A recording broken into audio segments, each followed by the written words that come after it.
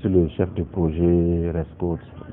Okay. Le projet RESCOUT, c'est le projet de réponse inclusive et sûre pour la continuité de l'éducation des enfants déplacés internes âgés de 3 à 18 ans dans les régions du Nord et de la Boucle du Monde.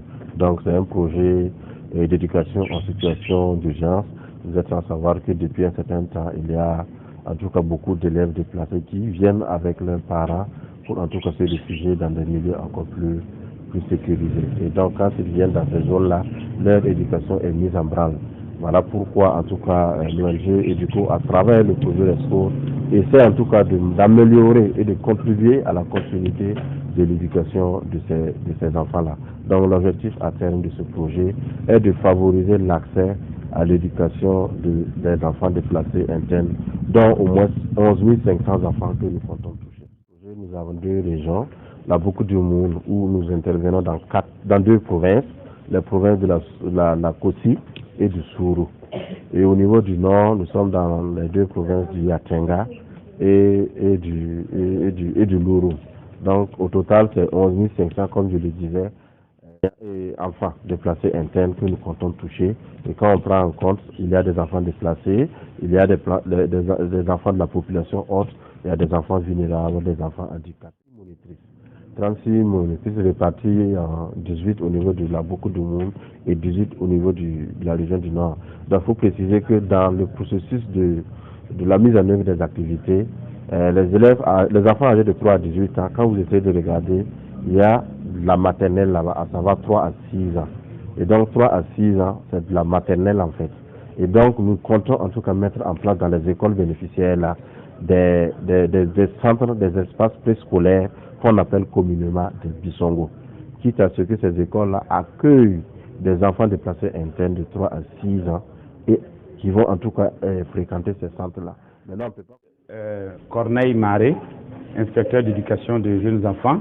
Je suis en service à la direction de l'éducation préscolaire. C'est une structure préscolaire communautaire, donc chargée de la prise en charge psycho-pédagogique des enfants de 3 à 5 ans, pour les préparer non seulement à affronter le cycle primaire, mais aussi à donner le nécessaire et les préparer pour affronter la vie de manière générale.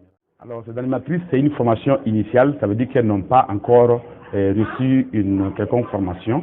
Donc, la formation va se baser sur 3 grands aspects.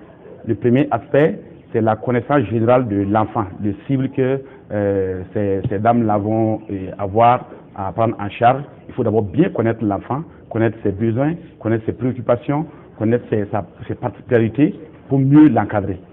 En deuxième point, nous allons aller sur la pédagogie de la petite enfance, notamment pour les bisongos. Quelle est la philosophie des bisongos?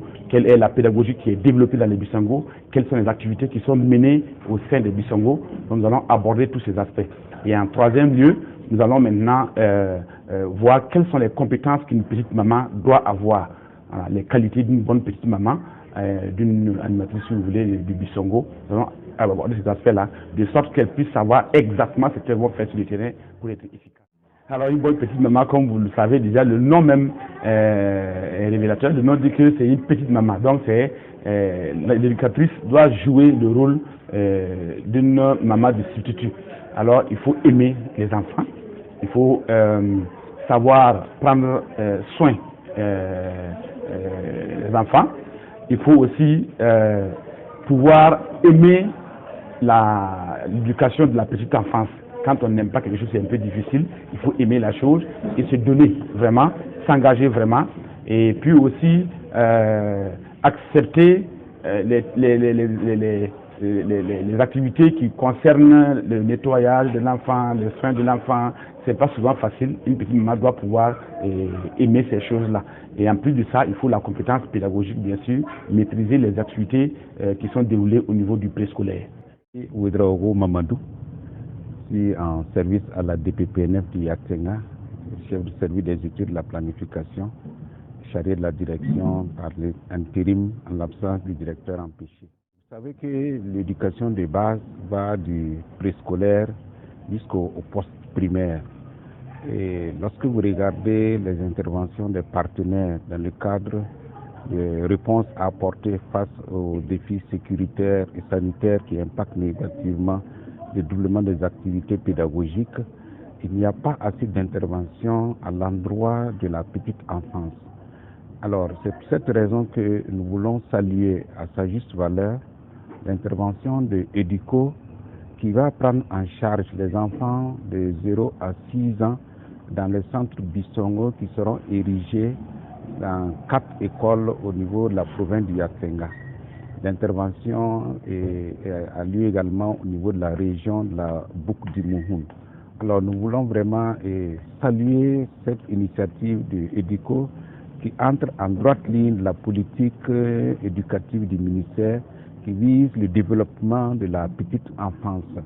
Beaucoup d'activités seront mises en œuvre, dont la construction des espaces Bissongo. Il y a eu le recrutement des monitrices, des petites mamans, et aujourd'hui nous entamons la formation de ces petites mamans que nous allons par la suite déployer au niveau des centres Bissongo pour prendre en charge le développement de ces petits enfants-là, de sorte que ce pan aussi de l'éducation de base ne soit pas en reste dans le cadre de l'éducation en situation.